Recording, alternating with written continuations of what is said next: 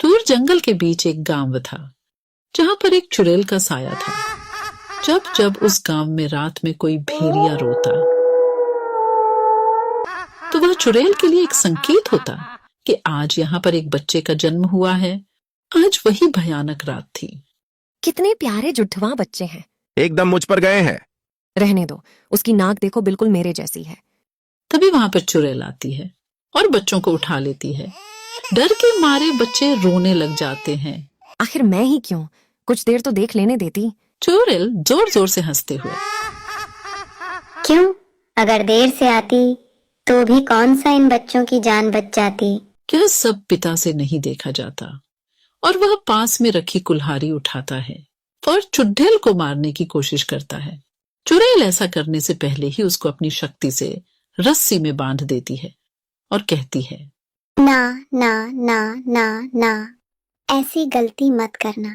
ऐसा बोलते ही वह आसमान की तरफ उड़ जाती है। आज आएगा असली मजा। काफी दिनों के बाद ये कोमल कोमल बच्चों को खाऊंगी। ऐसा कहते ही वह एक गुफा में चली जाती है।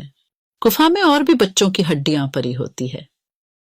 चुड़ैल पास में रखी एक प्लेट में दोनों बच्चों को लिटाती है और दोनों को बड़े मजे से खाती है। अब ऐसा काफी दिनों तक चलता रहता है।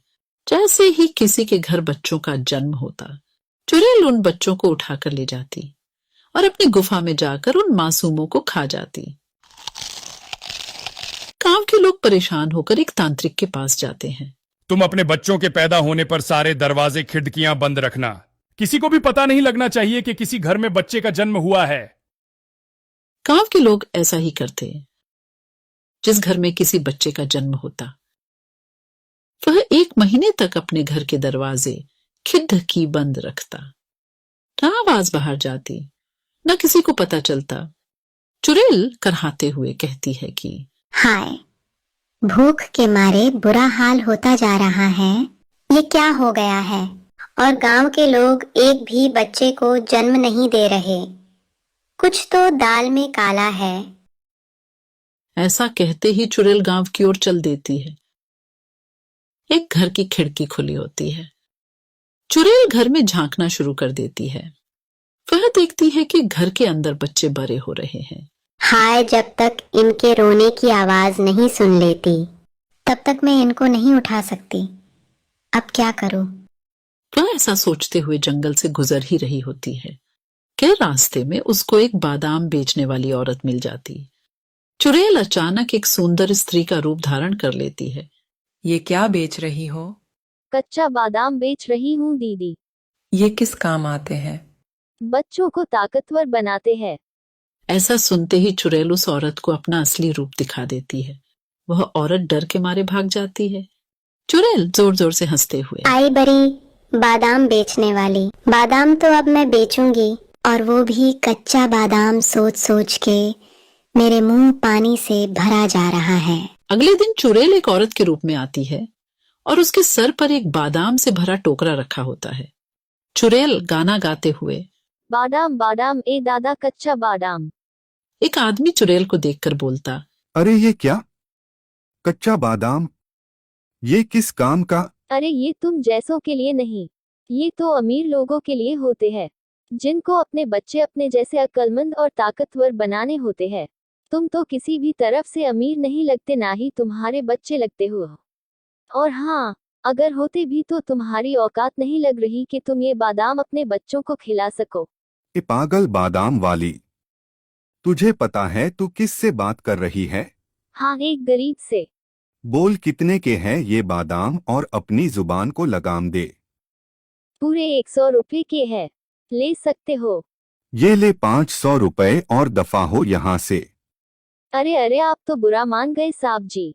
ये लो बादाम। अब समझी कौन हूं मैं? अब निकल यहाँ से।